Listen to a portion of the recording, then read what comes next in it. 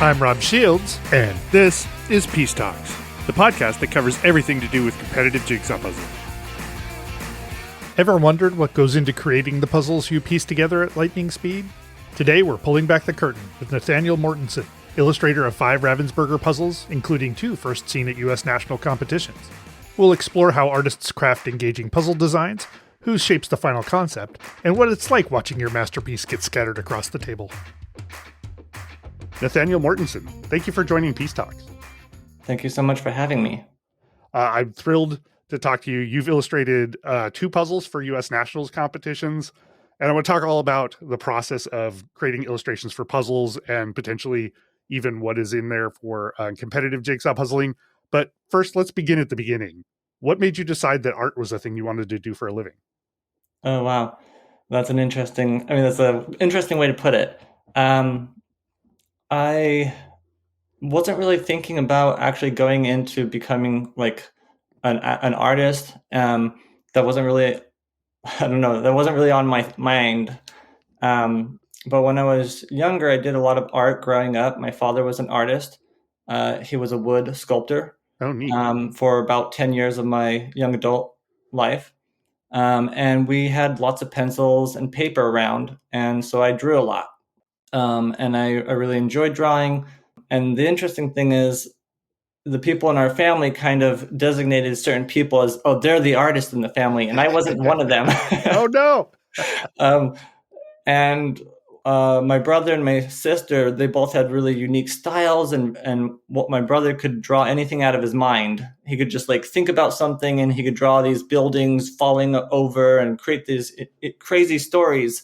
Wow. And my sister, just the way that she drew was so artistic. And everyone in my family does some kind of art. And I noticed that I was really good at looking at something and replicating it into looking just like the photograph. Oh. So I had a skill that the other people didn't have as much that I had. But artistically, I always imagined that they were the artists in the family. And because I had a hard time drawing out of my mind. And I thought that that was a negative growing up. I think when I was around 10, I really got interested in National Geographic. And I wanted to become a photographer, a wildlife photographer. Wow. When I was 14, I spent an entire summer working at a retreat and used all of that money to buy myself a fancy digital camera.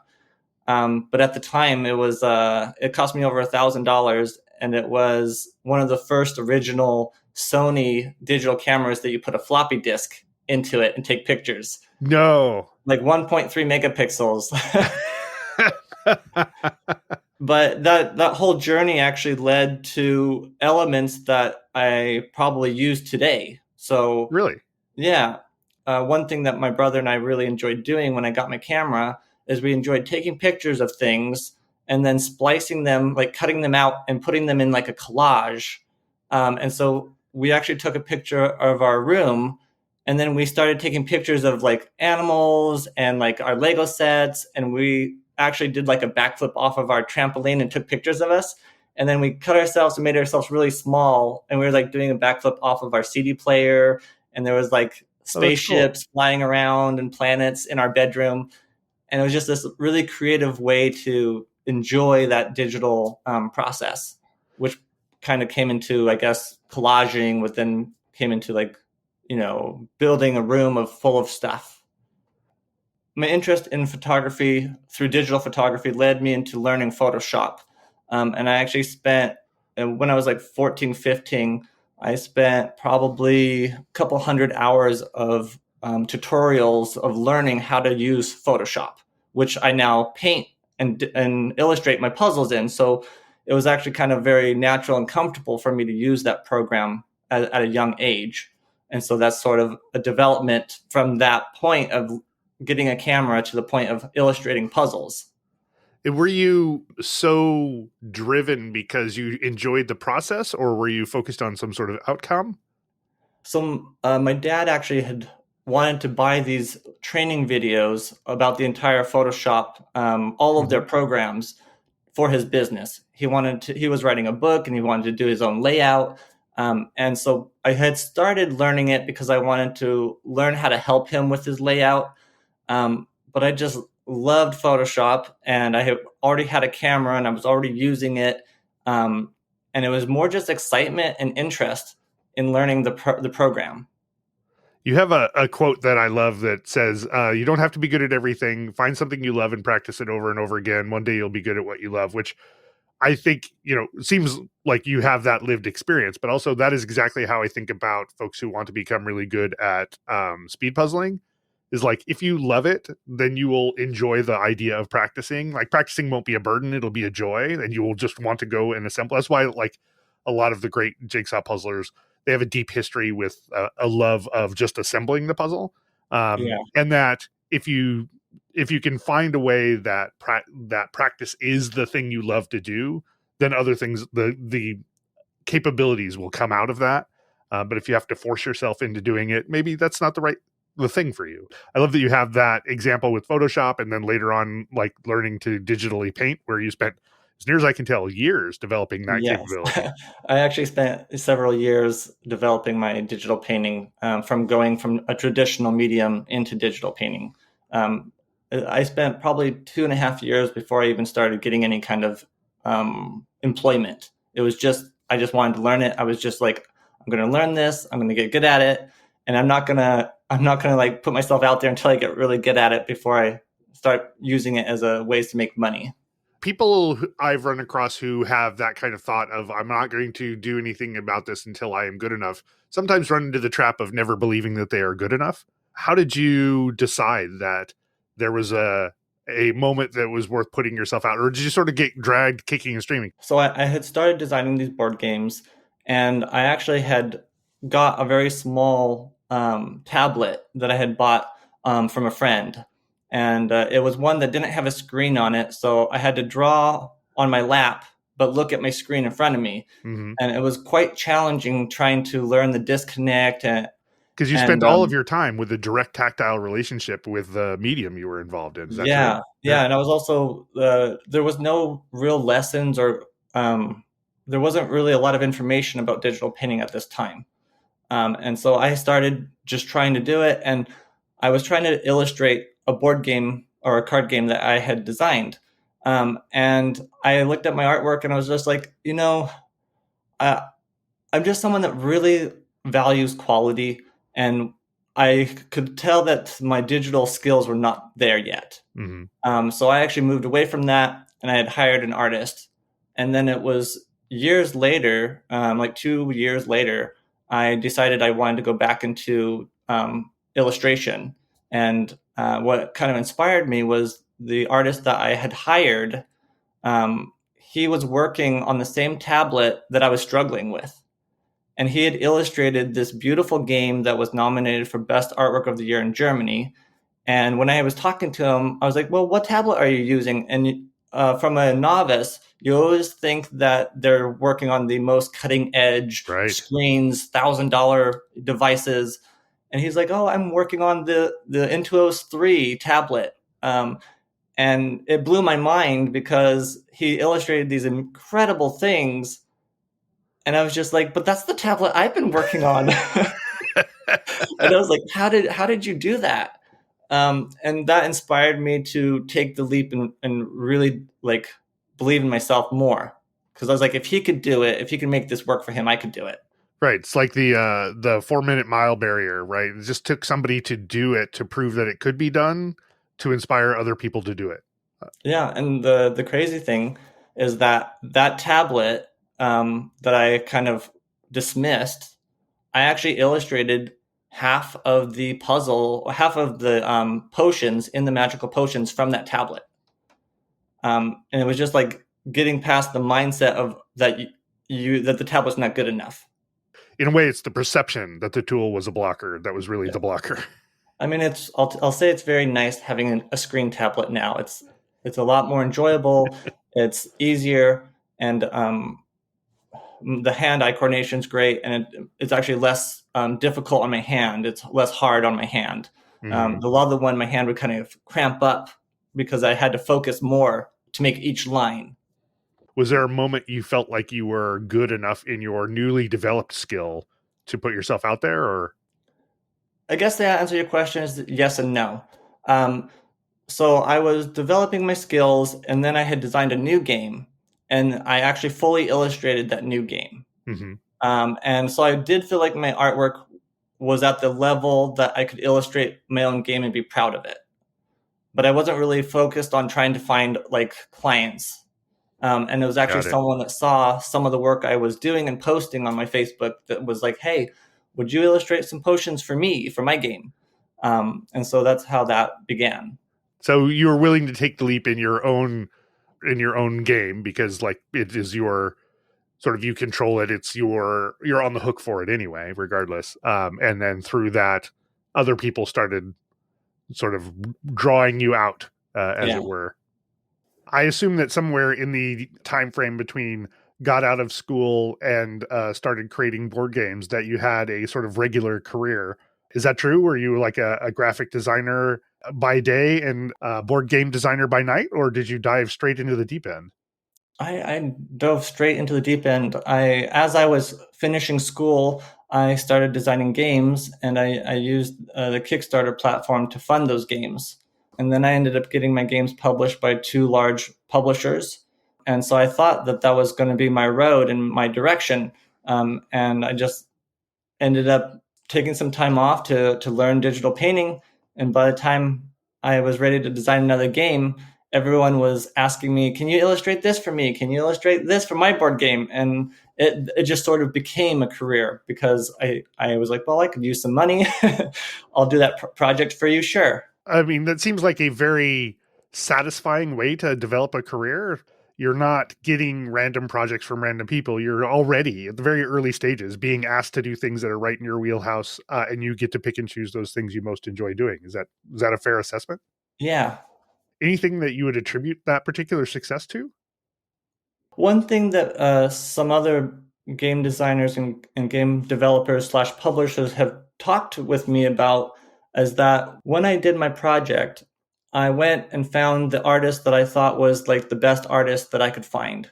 And I hired someone that his art style was very advanced for the board game community, very detailed, very beautiful, very painterly.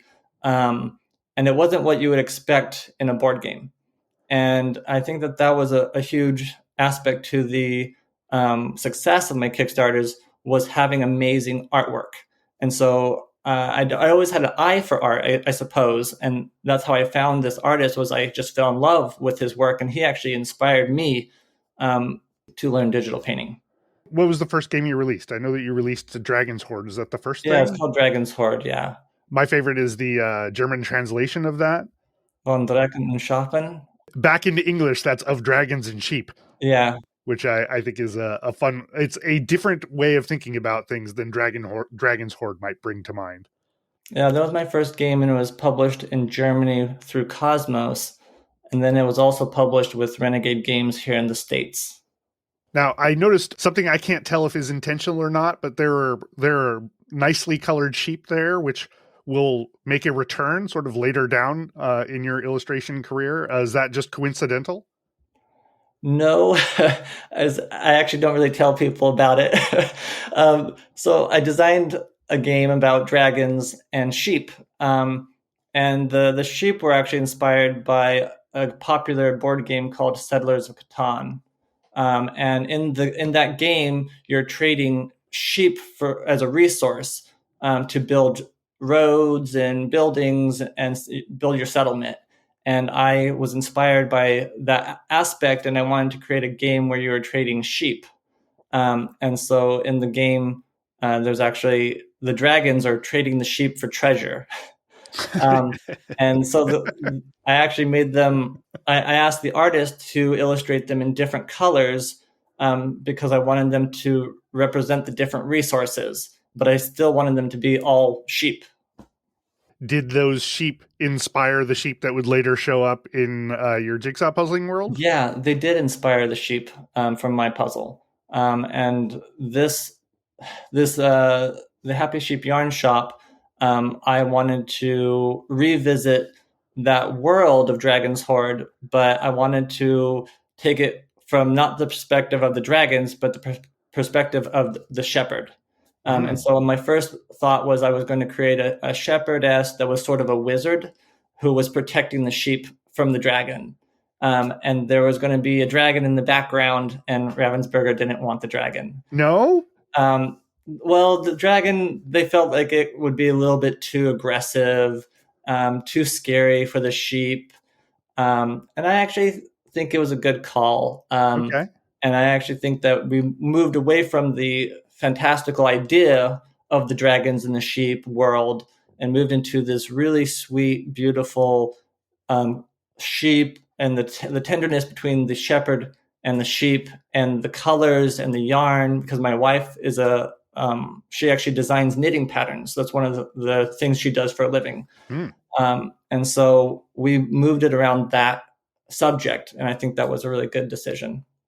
Is there a similar sort of backstory for a lot of your other puzzling works, or is this just I happen to touch on the one where there's a really deeper theme? I mean, there's definitely a deeper theme with this one that I haven't really talked too much about, but every puzzle has a lot of depth or meaning, or even smaller elements in it have stories. I feel like the Happy Sheep Yarn Shop is a very special puzzle. For some reason, when I had illustrated it, I was a little nervous how people would react to it when it came out. It was so different, and it was so different than my first puzzle, being the magical potions. And I was a little bit nervous, and I sat with it for a long time. And the longer I sat with it, I noticed I started liking the puzzle more and more, the image. And I just think it's a very powerful image, and I think it's a very deep image, but it's also, people explain it or describe it as it exudes happiness. And I think that I think that is the goal of my artwork, is to give people happiness and joy when they're seeing it, when they're building it. So you were making games, and at some point you were making puzzles. How did that transition happen? While I was learning digital painting, while I was teaching myself, I found a subject that I really enjoyed illustrating, which was magical potions. And I used it as a warm-up. And so whenever I felt like, oh, I'm not really an artist, I can't illustrate, whenever I had a doubt, I would illustrate a potion, because I started getting better at it because I do it so often. And the more I would illustrate a potion, the happier I would get to see the result of that progress. And so I used it as a warm-up, and my first gig for a board game was actually illustrating some potions for someone's board game. And I had always imagined that someday I was going to illustrate these potions and put them all in a board game. And I haven't done that yet. But that was sort of my thinking, was I was like, I'm using them as warm-up, but also someday I might use them, is my thinking. I didn't know that they would end up in a puzzle.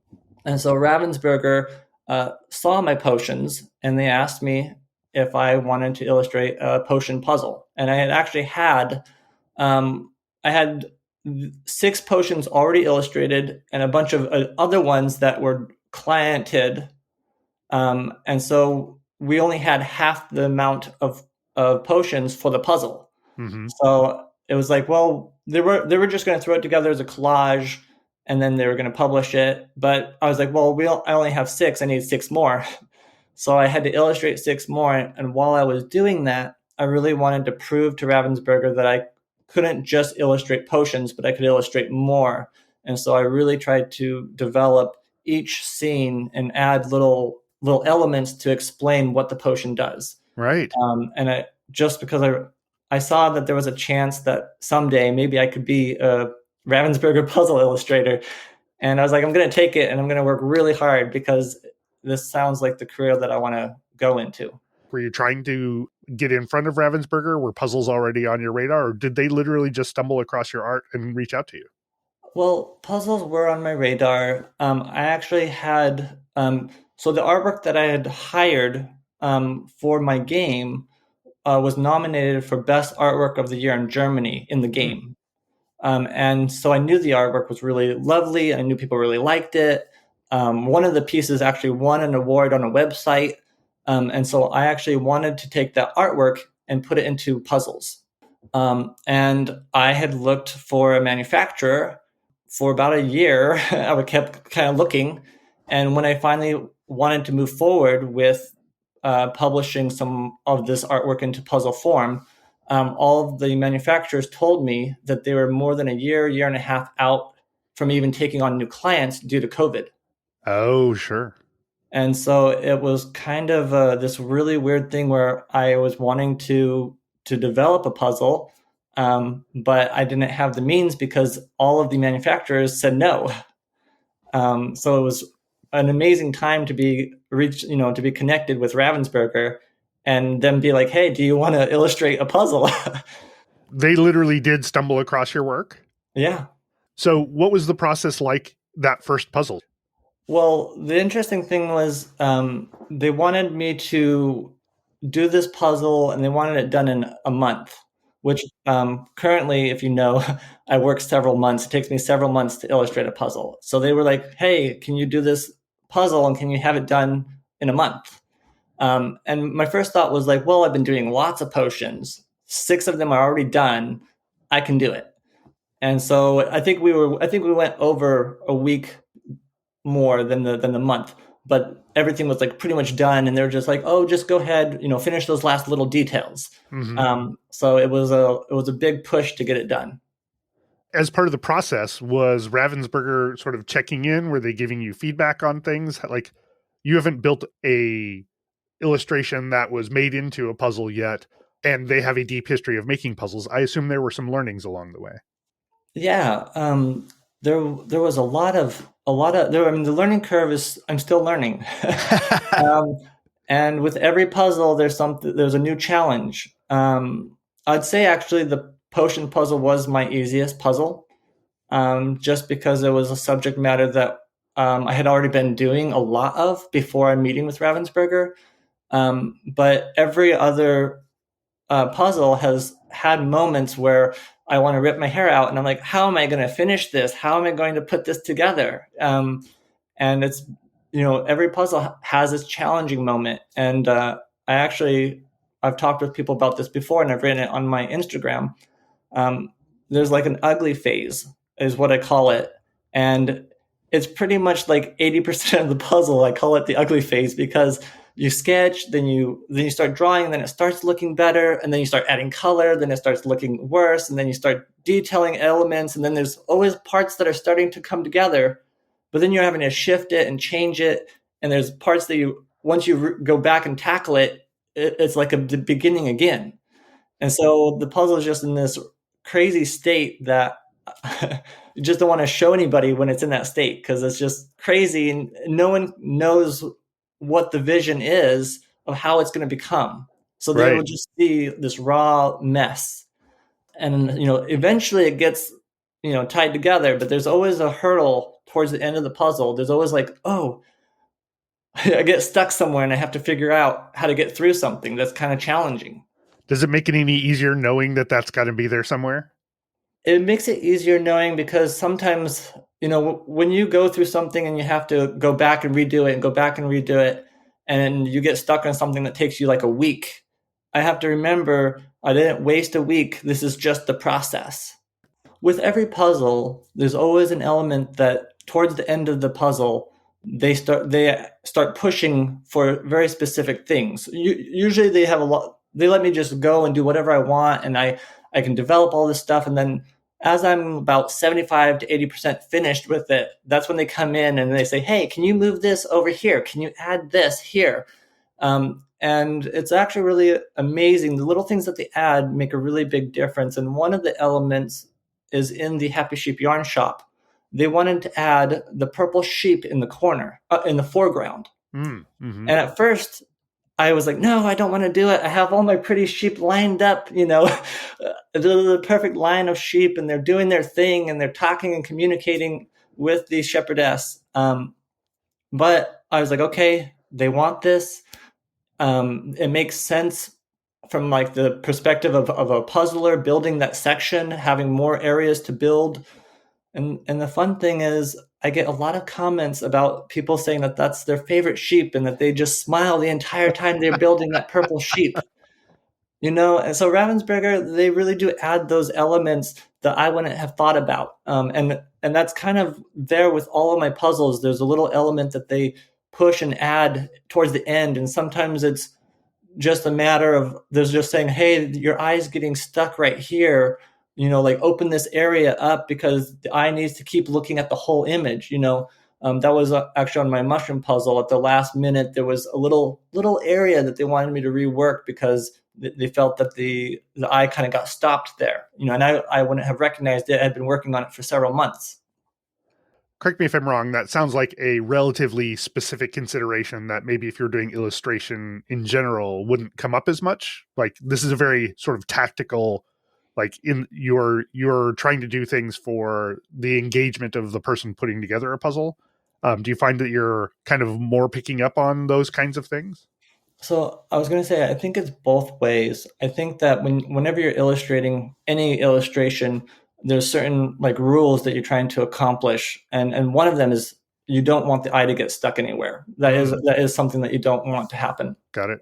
So that's just just an illustration, art piece that you're trying to develop. Now, like the purple sheep, that is an aspect for puzzlers, and there are other aspects that it's just about like filling space with different textures, different colors, in different ways that when people grab a piece, even if it's orange and there's orange in multiple places in the puzzle, they're going to know where that piece goes because that orange has a specific texture to it or a specific color, a specific color of orange. And so those things I've learned by illustrating all of these puzzles with Ravensburger is learning those elements that I wouldn't have thought about just illustrating an image. And are those things becoming sort of second nature in your initial pass at a puzzle? Yeah, they are becoming more and more that way. When I first started with Ravensburger, maybe I was also nervous and really wanting to know their feedback, whether I'm on the right path or not. So I was writing them a couple times a week, checking in with them. Hey, this is what I'm doing. Is this the direction you guys want me to go in? And my last two puzzles have been a lot less. In fact, often I'll show them the first little sketches. I'll show them a color theory of what I want to do. And then I'll just illustrate for like a month. And then I bring it back to them and say, hey, I'm on the right path. You guys liking it? And then they say, yeah, go for it. And then I come back, 2-3 weeks later. Hey, I'm almost done. I'm getting closer. And that's been more like what it has been like for the last two puzzles. So you went through the process of creating the puzzle and then you hand off the final illustration. What's the next thing that you get to see as part of this process? Do you just see it in stores or is there a few steps between then? No, that once I sign off on the puzzle, I don't see it again until usually I see it in a store. They will send me some author copies, and I get like 10 author copies of every puzzle that I illustrate. Mm-hmm. But I often get those after they've been released. So I usually can go and buy it in the store before I get my author copies. I did get last time my air balloon puzzle was going to be in the competition, the national competition. Yes. And so they got the copies early and they were not sending them out to retailers. So they sent me them before anybody else saw them. And that was kind of fun to be the first person to ever puzzle my puzzle. When you released the first puzzle, was it immediately sort of exciting? Was it exciting at all? Like, I assume that you spent all this time doing some work and now it's suddenly in thousands, tens of thousands, millions of people's hands. Was it like exciting in the moment or is it a slow burn sort of build up over time? Like what was your experience releasing your first puzzle? Well, it was a lot of things. First of all, it was so exciting to be able to work with them and knowing that the puzzle was going to get published. That was really exciting. It was just really exciting that they saw my work and thought that it was worthy for them to publish. So all of that elements was really enjoyable. But like having to keep the secret, not tell anybody, not share it with anybody, with every puzzle, it's kind of like, okay, I just finished it. Now I got to be quiet. Oh, so even with your first puzzle, you had to keep it a secret. So I guess in some ways people create artwork and they're able to share it. I kind of took the decision that I wanted to keep it under wraps until Ravensburger unveiled it. and I've kind of kept to that. And so that was my first image. I was like, I'm just going to keep it quiet. I did share it with like my family and a few close friends. And then I just waited and waited and waited. And I'll tell you, the wait got really hard. I'll bet. They kept being like, it's coming out, it's coming out, it's going to come out. And I Real was like, soon now. and so I actually, I jumped the gun and I actually posted about it on International Puzzle Day. I was waiting, I was waiting, I was checking Amazon. I'm like, it's not available, it's not available. And so I was like, okay, I'm just going to post it. I can't wait any longer. And so it was International Puzzle Day. I went on a Facebook page that I had started following since I started illustrating puzzles. So I had been following it for about 6-7 months. And I was being quiet and I like, okay. So I posted the post and everyone got really excited about it. And then someone in the comment section said, oh, it's available on Amazon. So it just happened to be available the day I posted it. But the day before, I looked on it, Amazon, and it wasn't there. It sounds like there was immediate excitement by the people who saw your puzzle. How did that feel? It was, I still remember it very well. It was an amazing flood of like emotions, acceptance. People just really were excited about the image. There was so much kindness, so much interactions. I don't remember how many comments I got, but I went through and, commented on every person's comment. Now Facebook locks me out when I try to do that. Really? But I used to go through and like every comment, respond to every person. And it was amazing because the amount of like excitement and love that I got from my image and the post was amazing. And it's always been amazing. Every time I post something, the community has been very kind, very supportive. And, I think as I create more and more images, they get more and more excited. And the one thing that I didn't expect was I didn't expect people to connect the Happy Sheep Yarn Shop artist with the magical potions because I felt like they were really different. Mm-hmm. And some people didn't connect them until later, and they were like, "Oh, you're the same person that did that." But Lisa, she's a big fan of mine, and she loves my puzzles. Puzzles by Lisa. Mm-hmm. She actually sent me a message on Facebook before. So whenever a puzzle comes out, I'm always searching it, trying to find it. And I had been searching for the Happy Sheep Yarn Shop. I couldn't find it anywhere. And then one day, Lisa sends me a message, and she's like, "Is this your puzzle?" And she found it before me. And I was like, "Where did you find that? And how did you know? And how did you know it was me?" Yeah. I want to jump forward a little bit to the beautiful mushroom. So this would be the third of your releases, is that correct? So this is the first one that was used in a national competition. Were you aware at the onset of this project that was going to be the case? I was not aware. You've done one other puzzle for a U.S. national competition. Were you aware of that one as well? So every puzzle every puzzle after the mushroom one, I've had the thought, hey, this could be entered into some kind of speed puzzle event. So I've had that thought while I'm illustrating. I have had that thought and I illustrate it, not necessarily for that, but I do keep that in mind. I do try to create all my images to be very colorful and very organized in a way that could be, used well in a speed puzzling event. Oh, interesting. So when you say organized, how does that manifest itself in the image? Well, it's just about being able to identify those objects, those pieces by color, by shape, by textures. It's just a mindset of like, how easy is it for someone to just build the puzzle in general, but also when you're working quickly, having clumped of amount of colors so that people can organize and pull out all of these certain colors and they know where they go in the image. Right. Yeah, I know that your first three puzzles actually are really nice in that respect. The balloons puzzle being the number 4, right? This is the Valley of the Yeah. Balloons, and that one has the like balloons and as a nice sort of anchoring point. And then Twilight in the Treetops has individual buildings, so they're nice. I can focus on this. Here's a collection of things I can assemble. Which Yeah. speed puzzling is really nice because you can be like, okay, like my goal is to try and get these together as fast as possible. It's easy to spot those things. When it comes to people speed puzzling, had you before you started working on the beautiful mushrooms, were you aware speed puzzling is a thing?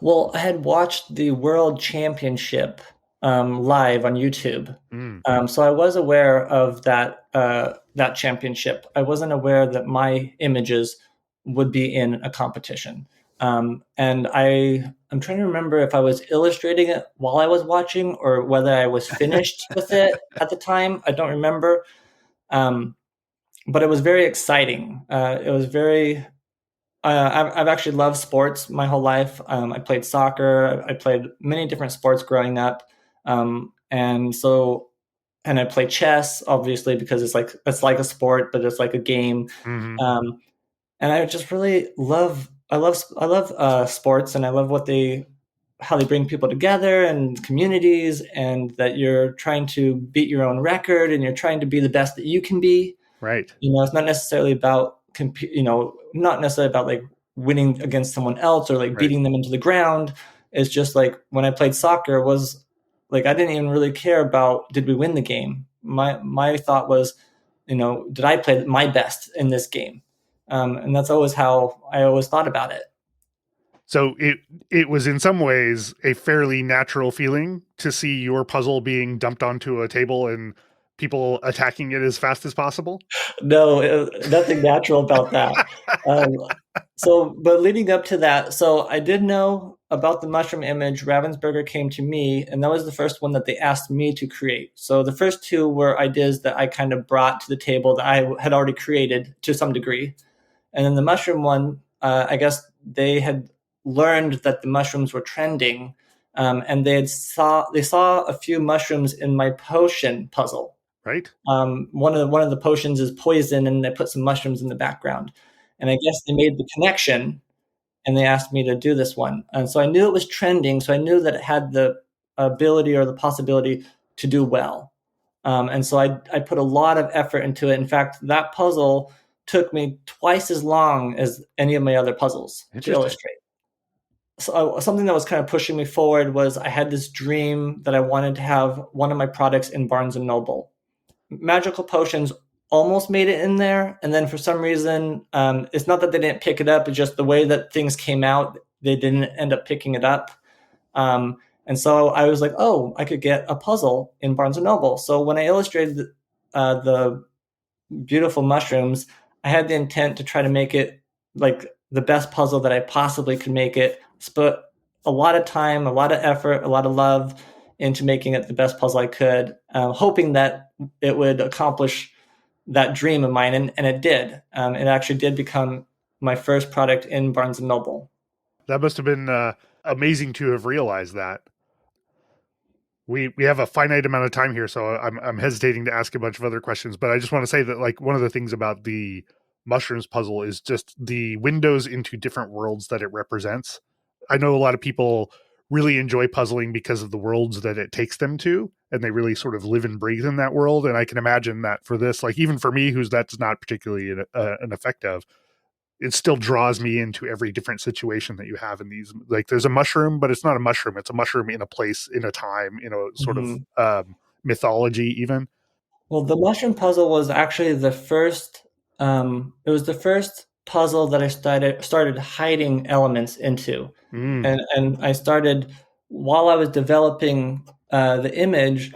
I was trying to create little stories within each environment, um, and one of them being there's like these teal mushrooms, and Rachel, my contact at Ravensburger, she was like, they look like UFOs. They look like little UFOs. And so the puzzle was like almost done. It was like 99% done. And I illustrated a little UFO and I put it in the background. And I sent it to her. And then I was like, oh, what if she likes it? Because part of it was a joke, and I was just putting it there just to tease her. Right. And part of me was like, well, I kind of like it, but I was also going for like all like natural and nature. And so I was like, well, do I really want this like alien UFO in my puzzle? But they loved it, and they're like, yes, we love the UFO. Yeah. I mean, who doesn't love a good Easter egg? Yeah, so that kind of brought that idea that I could put in Easter eggs in my puzzles. So all of my puzzles moving forward have had some kinds of Easter eggs. Were you there at the unveiling of that puzzle in front of all of the competitors? Yeah, I was. It was surreal. It was magical. It was an experience that I hope everyone gets to have at some point. It was really quite incredible because, for a lot of artists, especially artists that work with a digital medium and publishing, they don't really get to experience a lot of people seeing their artwork in person. Um, and this was like a moment of an entire room full of hundreds of people that unveil your image and are so excited about it, and there's boxes flying everywhere and everyone's saying compliments around the entire room. It's a pretty amazing experience. And it feels like it would be very joyful. So, you were hearing people positively react in real time then. Yeah, people were just saying like oohs and ahs, and That's like awesome. it was honestly, it was so wild. My wife was standing next to me, and she was like, "This is crazy." So people tore into it, I imagine, dumped the stuff out, and were rapidly starting to assemble it. I know you've talked about like you had seen at Worlds, like the recording of Worlds, how that process went. I imagine it's a little more visceral when you're seeing it in person, and a little more so when it's yours. In a way, it's very sort of pragmatic.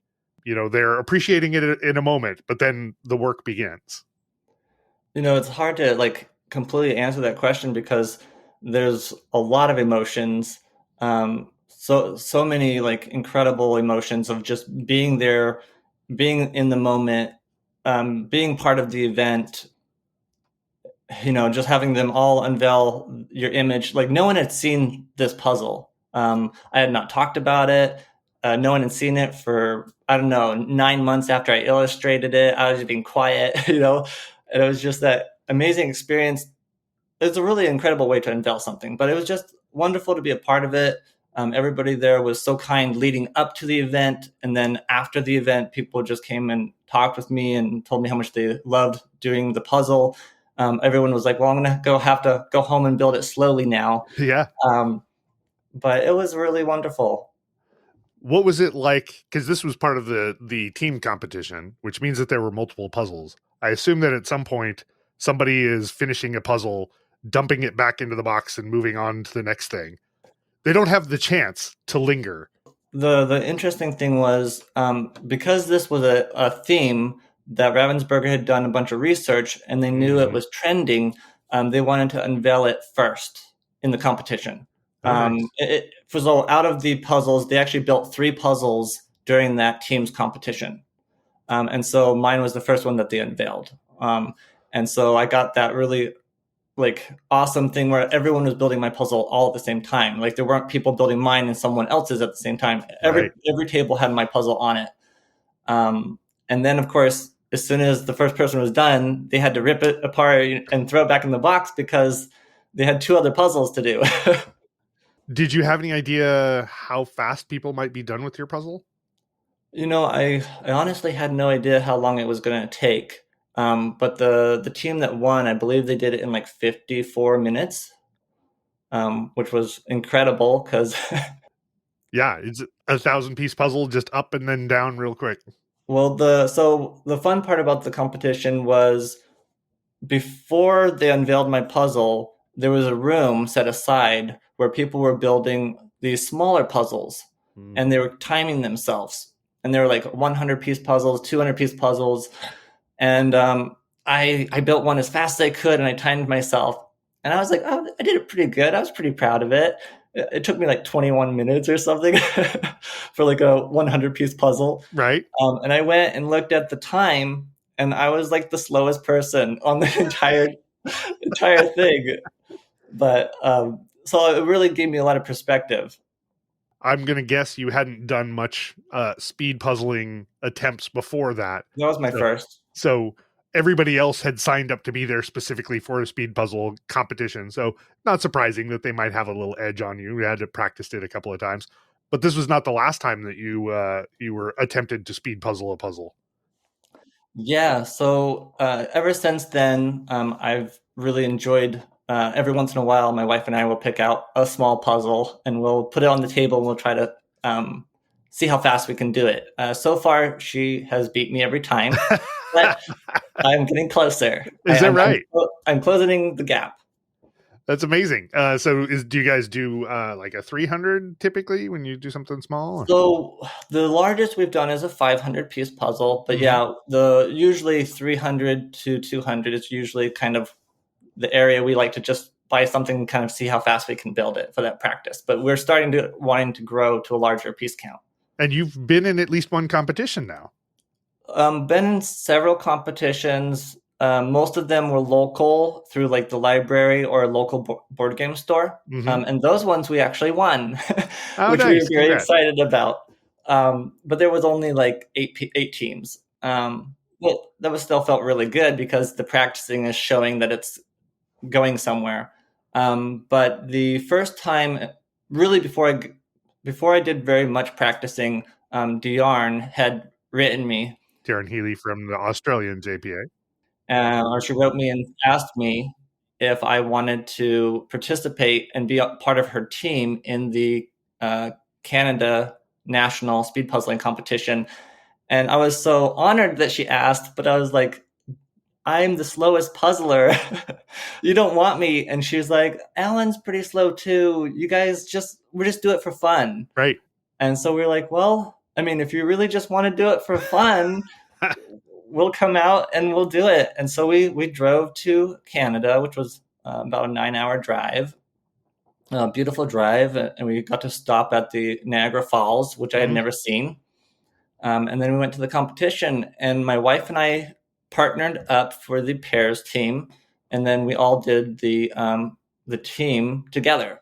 And we did the pairs first. And it was a pretty challenging puzzle, and we didn't finish it. And it was a little hard to walk away not finishing the puzzle. Yeah, absolutely. It was still a lot of, still enjoyable, but there was a little bit of a defeat. And so the next day, we came together, and all four of us, we finished our puzzle with a minute to spare. Nice. And I think there was 3 teams ahead of us that didn't qualify. So we were like number 14, the 4th team that didn't qualify. So we were almost at the rate that we could have qualified. We were pretty close. But we finished the puzzle, and we literally had 1 minute left. I love that. And I feel like that, well, I hope it's because I was practicing that we were able to finish it. After the national competition, the last one, I had got a puzzle of each of Elspeth, Demauza, and Dean. And I went home and I tried to build each of their puzzles as fast as I could. And I think that helped me to practice for that event. Some of those puzzles are not a joke, though. Like Elspeth's puzzle, for example. Yeah, I grabbed Elspeth's tree of life puzzle. Okay. And everyone said that was like her hardest puzzle. And it was very challenging, but I found that I really enjoyed it. I really enjoyed trying to get my mind to start looking at shapes better, understanding and recognizing shapes. And actually, I found that I really enjoyed her puzzle, and I was really intimidated by it, especially trying to speed puzzle through it. But I think that actually helped me possibly the most with getting ready for a speed puzzling competition. I want to circle back now to the Twilight in the Treetops, which I believe is the next puzzle that you released in 2024. This was a 1,500 piece puzzle. Yeah. Do you know in advance how many pieces the puzzles are going to be? So I guess I do.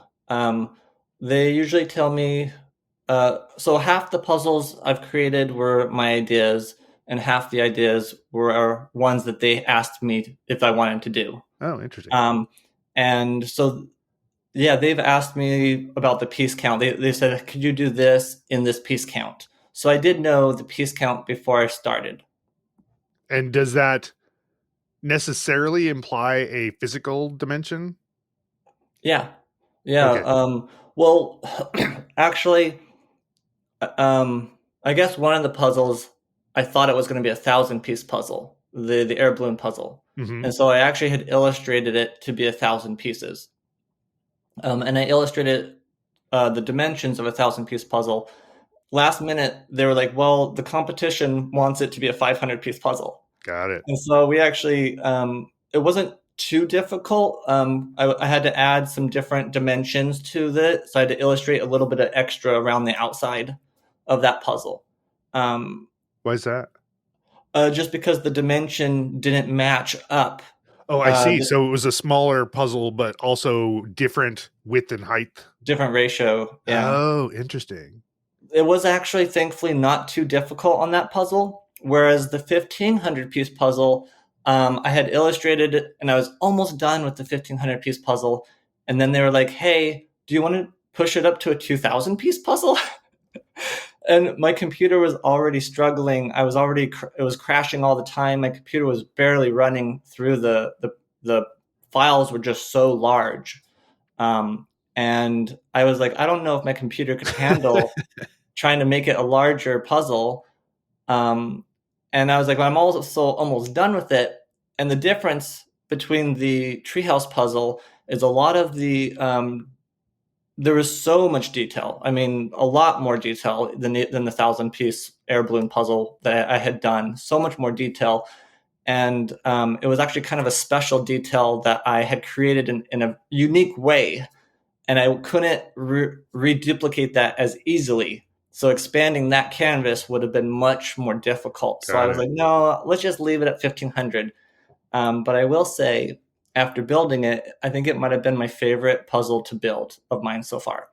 Um, and I was shocked because I was intimidated by the piece count, but I really enjoyed it. And um, it may be a slightly more challenging just due to the number of pieces.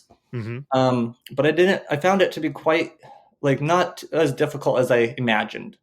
And I just really enjoyed like every little bit. And I also enjoyed that little extra challenge. And I didn't want it to end with 1,500 pieces. And I was like, man, I should have made it 2,000.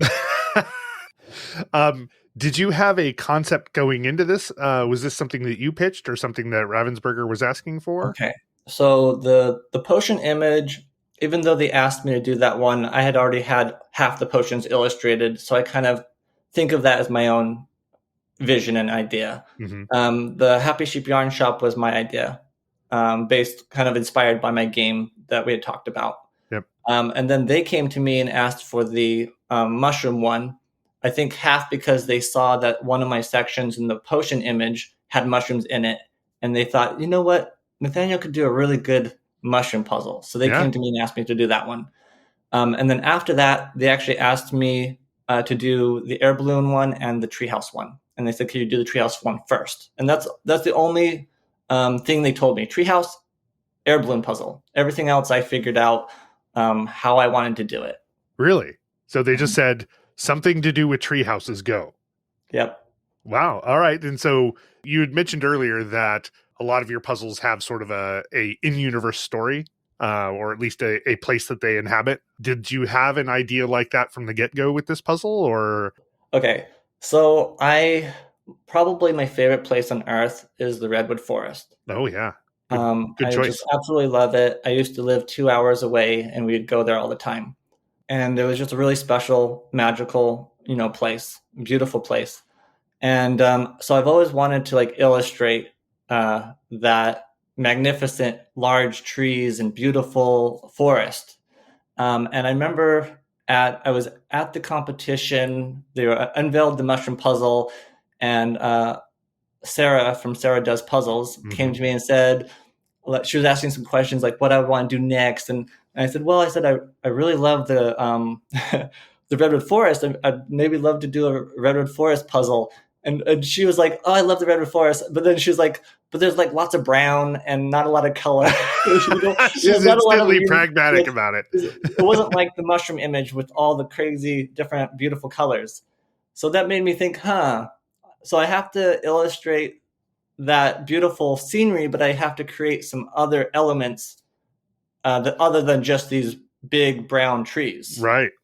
And so this was kind of that idea. I was like, well, there's tree houses where I can bring these big, beautiful trees that I love so much, but bring in all these colors and other elements.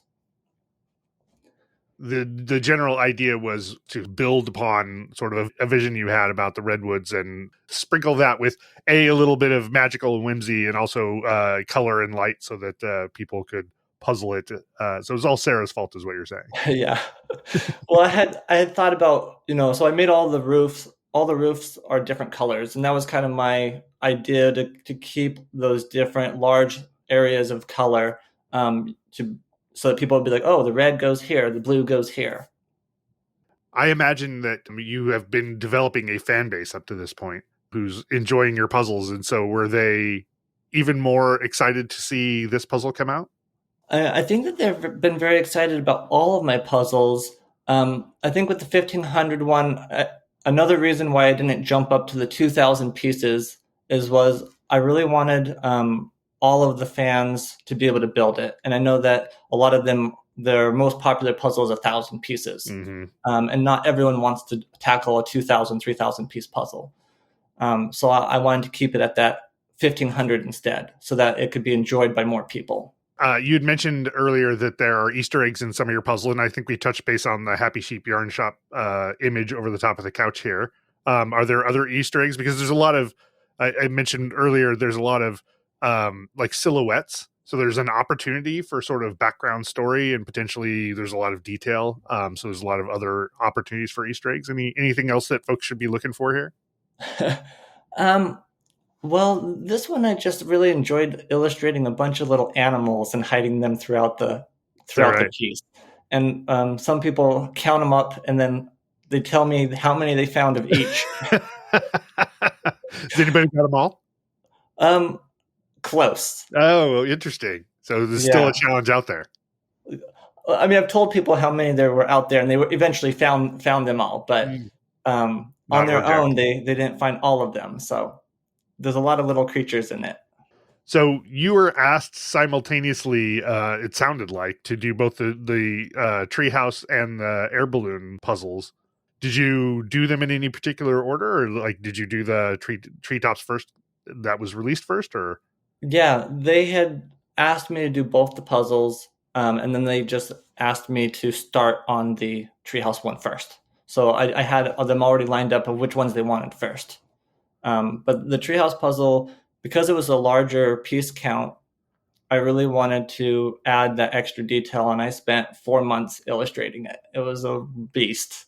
It took a lot of energy, and I guess some of the other hidden things is I made the lights on the bridge are actually acorns. Right. Just little things like that I tried to put in. Oh, there actually is another one. There's a hidden doorway. There's a hidden doorway, and it the puzzle printed ever so slightly darker than I was hoping, and made the doorway a little harder to find, but you can find it. Interesting. All right. Now I've got a thing I got to go look for after this conversation. That reminds me, I've experienced a lot of different puzzle brands where like the image on the box is different color wise than the image actually on the puzzle. I'm curious, as a person who actually creates these, how typical is it for the end result of the puzzle itself to be sort of different color wise from the illustration that you sent across? Especially to the extent that it, like you said here, it maybe slightly changes some impact that you expected to have. Well, so I definitely feel like I'm learning with each new puzzle. When you go to a printing press, almost always it prints darker. I'm not sure why that is, but the computer screen is backlit with light, and then you're doing the pigments onto something, and it just prints a little darker. So as I illustrate the image, I try to lighten it in the last stage. I try to lighten the image a little bit because there's a certain way I want to make it, and then I'm like, oh, but it needs to be a little lighter because I know it's going to print darker. So I try to keep increasing the light so that it doesn't print too dark. And the color wise, I think the color is quite accurate. I think that it might print ever so slightly less saturated.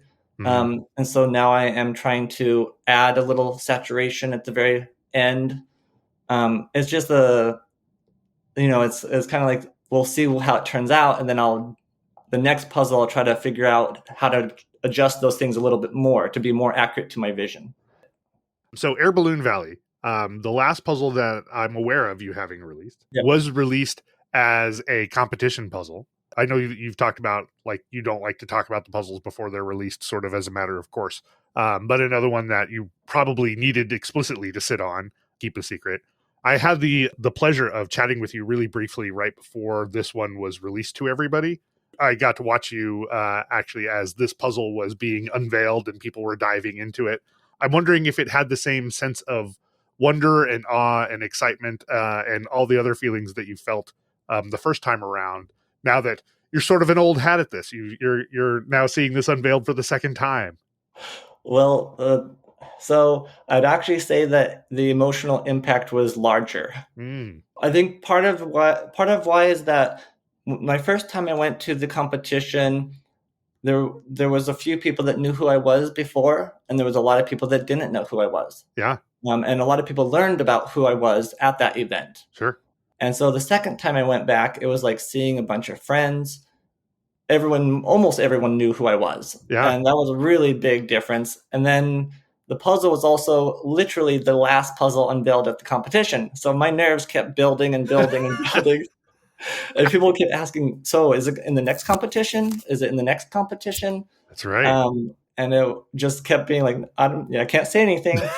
Um, and you'll see it when you see it. Did you know which round it was coming out in? Yeah, Okay. because it was the final competition. Uh-huh. And so actually when it came out, like the emotions had built so much, and I felt so much love, not just during that competition, but over the last several years of illustrating, that like I almost cried in my interview on live YouTube. Yeah.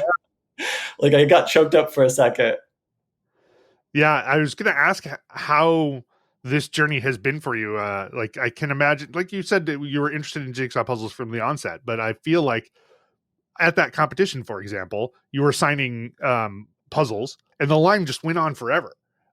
I think I signed like 300 puzzles. And it's like, people really enjoy the work that you're doing, and they're willing to express that. They're eager to sort of interact with you. Maybe you had this with your board game designs, I don't know, but it seemed special. Like, it seemed like that would be very gratifying to have all these people sort of line up just to be able to tell you how much they appreciate a piece of work that you've done. I will say that it inspires me when I know that there are a lot of people out there excited to see what I create next. It inspires me to try to make something better. It inspires me to make something new. You know, um, so that definitely having the fan base, having people that care about what I'm doing. I mean, I think that's what we all want. We all want, whether it's art or not, we all want to be appreciated for how we're spending our life, and what we're doing and how we're doing it. And to get Yeah. that from the community is really amazing. So tell me about the world in which the Valley of Balloons lives in here. Sarah Schuler, who you mentioned earlier, has said this is one of her, she's done the two best balloon puzzles. She's got one that's her favorite from her youth, and then this one. It really does stand out as being different from your classic sort of balloon puzzle. So I'd love to hear more about like what the genesis of this is, what the world is that it lives in. Well, with the air balloon puzzle, Ravensburger did send me a bunch of like competitor images, being like, "This is what people are making out there in the world." Yeah. We want an air balloon puzzle. And the fun thing was, I was able to sit on this design for several months while I was illustrating the treehouse puzzle. Mm-hmm. And so when I got time to illustrate this one, I had watched. There was a little YouTube clip that I had created of myself illustrating a speed painting of some floating islands. Mm-hmm. And I had always had this. I always wanted to illustrate floating islands. It's just one of the things that's like, I love this idea of these floating islands. And so I came to Ravensburger, to my contact Rachel, and I said, hey, maybe what do you guys think about putting these air balloons up floating next to these floating islands in this new world, Yeah. in this, and they liked it. So that's how it started, and it was just a really fun experience. I did hide a few elements in it. I actually took some elements from some of my other puzzles. You can find the village in the Happy Sheep Yarn Shop on one of the floating islands. Oh, neat. And then behind the castle, there is a mountain, and Mhm. there's like a forest in front of the mountain. That same mountain and forest is actually in the balloon, or sorry, in the beautiful mushrooms image in one of the backgrounds. So I imagined that mushroom somewhere is over there. I love this. I love the idea, just as my own headcanon, that each of the mushrooms is going to become a jigsaw puzzle. Mhm. Like the universe that it lives in is going to be expressed in some sort of puzzle. Oh, well, speaking of that, Yeah. uh, the the mushroom puzzle, one of the backgrounds is actually the same background or similar, almost the same background as one of the potions backgrounds. The luck potion and the center mushroom have the how were I took the same Oh background yeah. and then added some things to it. Look at that. And they both actually carry a little bit of the Happy Sheep Yarn Shop vibe in terms Hmm. of the valley that they're living in. The Mortensen universe. Yep. Somehow it's connected in here. That's awesome. So those are all the puzzles that you have done. You have hinted that there is more to come. So Yes. are there? First of all, I get the sense that maybe there's more than one to come. Is that true? Well, hopefully there's an infinite amount to come. But yeah, I have illustrated and signed another image that will be released this year. Um, and I'm also currently illustrating one right now. Anything you can say about either of those puzzles, or I know you like to keep them secret, but I will say that I'm trying to push myself to do new things. oh, So I would say that these puzzles are unique and different than what I've done before. all right. Do we have a sense of when those will be released? The one I'm working on now is probably going to be released next spring, probably. Um, of course, I'm not in control over that. Just by knowing the timeline when I finish it, it'll probably come out next spring. The one that is coming out this year, I'm not yet sure. They haven't verified when it's going to come out. Okay, but one this year, one next year. You had mentioned, I think, somewhere that you were interested in doing like a puzzle a year. You were hoping to be able to release a puzzle a year. It seems like you're fairly on track At with that. least, Yeah, at least one puzzle a year. yeah. Is releasing puzzles something like the work that you're doing with Ravensburger something that one could sustain a career on, or is it do you need to supplement this with other like you're doing other games and things like that? That's a really interesting question. I mean, I think that everyone wants to know that question. So I would say if you can create enough puzzles, if you have enough repertoire of products that are published, I think you could live off of it.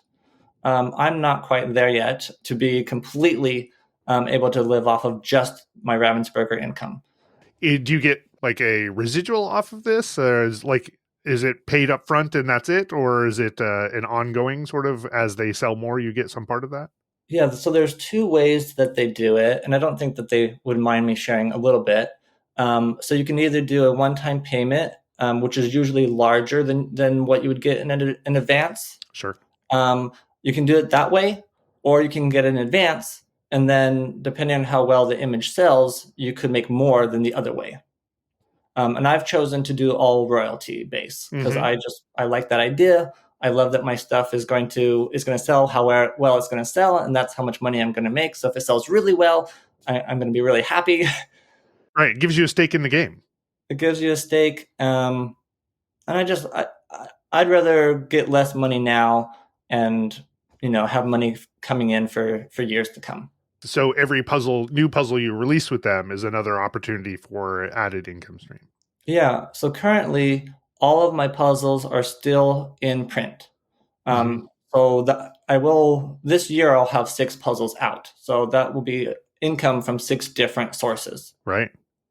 If you could if you could illustrate substantially faster, would Ravensburger be willing to consume all of your output? So I hope that they would publish everything that I illustrate. That's the hope. I do know that there are a lot of artists that they work with, Hmm. I think they have like a quota of how many different images they're trying to publish each year. Got it. So I think it will just depend on how many people are creating work, um, when they need it, what they need. It's based on a lot of different things. Because I could create an image and then bring it to them, and they might be like, "Oh, we're not interested in publishing that specific image." So luckily, I communicate with them early on. I find out what they like. I send them a bunch of ideas, and they say, "Oh, that idea is kind of interesting," and then I do a sketch, send it to them. So I guess I know up front that they're going to publish it. Hmm. So that's the nice thing about the way I work with Ravensburger, because a lot of publishers, you'll just send them the image, and then they'll decide whether they're going to publish it or not. So you do a lot of work, and then you have to sell it. Where with Ravensburger, I know it's going to sell the moment I start. Right. Now I don't get any money up front to do it until Right. I've signed it. So I actually get paid once I finish the image. So an image that takes me 4 months, the advance is not going to pay for those 4 months, because I have to wait for those royalties to come in the next Sure. year before Yeah. they start, going past what I would get in a normal like art client project. But you're building this sort of flywheel of income that allows you to sustain to create the art that you want to then create Yeah, income from. yeah, that's the income has gotten a lot better, because I have a lot more products out there, and so I'm able to spend the time working on something else because I have money coming in. All right, I'm going to transition us to the speed round, which is going to be fairly short. Usually, these are targeted at speed puzzlers. I've modified this so that they're more appropriate to you. We're just looking for fast answers here. Have you ever considered doing a round puzzle? I've thought about it, but that's as far as it's gone. Do you have a favorite puzzle artist that isn't you? Well, I think I do, but the problem is I have so many friends that are puzzle artists, and I Mhm. really like all of their work, so I'm not going to answer that Fair question. enough. Similarly, then, do you have a favorite puzzle? Well, I'll say one of the puzzles that I really liked, that kind of was inspiring to me as I was becoming a puzzle artist, was the Mausa's Novel Avenue. It was a 2,000 piece puzzle. Books. It was like books were like buildings. There was Okay. like a tiger. Uh-huh. Um, it was just I loved her imagination and the way that she put her image together. And I actually bought that one for my parents for Christmas a long time ago. You said that you always wanted to puzzle to appear in Barnes and Noble. You've checked that box off. Are there any other puzzle dreams that are left for you to check off? Yes, I would love one of my images puzzles to be in the world championship. That would be awesome. It certainly seems feasible. Like you're in the right place for it. You've got some background in puzzles. I work with Ravensburger, therefore it's possible. It is possible. All right, well, we'll keep our fingers crossed for you. What are you currently working on besides puzzles?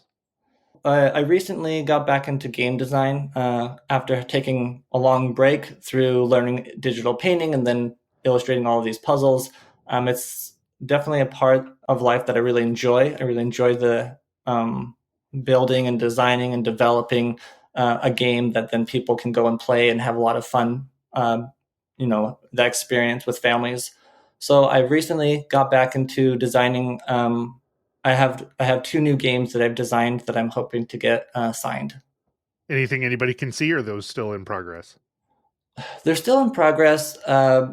One of them I designed, which was based on Atlantis, Mm. and in the game, the board is actually disappearing. There's a bunch of islands that are sinking, and you're trying to gather resources before the resources sink, and you're using them to build ships, and then you're going around the island to save the resources or to save the animals, knowledge, and the people of Atlantis. Is this the Ark? Yeah. Yeah, the Ark of Atlantis, am I Yeah. remembering that So correctly? I designed that a while ago. I illustrated it back in like 2019, and then COVID happened. I had a puzzle. I have a publisher that has been very interested in it this whole time, but we took a break, and then I redeveloped it recently, and I'm sending it back to them. All And then right. I designed another game on top of that. Where can people find more about you? So I guess I have two Instagram accounts. I have one that is Nathanael.Mortensen. And that was my first account that I had created. And I was just posting artwork that I was doing and board game stuff. And then when I became a puzzle illustrator, I really wanted to have a dedicated account to that community. So I made Puzzle Illustrator on Instagram. And so that's where I post all my puzzle stuff. And then my other one, I don't post very much stuff on, but I'm going to post like board game stuff as well as puzzle stuff that I'm just doing. Nathanael Mortensen, thanks for letting us into your world. This has been a great conversation. Yeah, you're welcome. Thank you for having me, and thank you for talking with me. It's been an absolute pleasure. Thanks for listening to Peace Talks. You can follow the podcast on Instagram at peace_talks, and you can send email to peacetalkscast@gmail.com.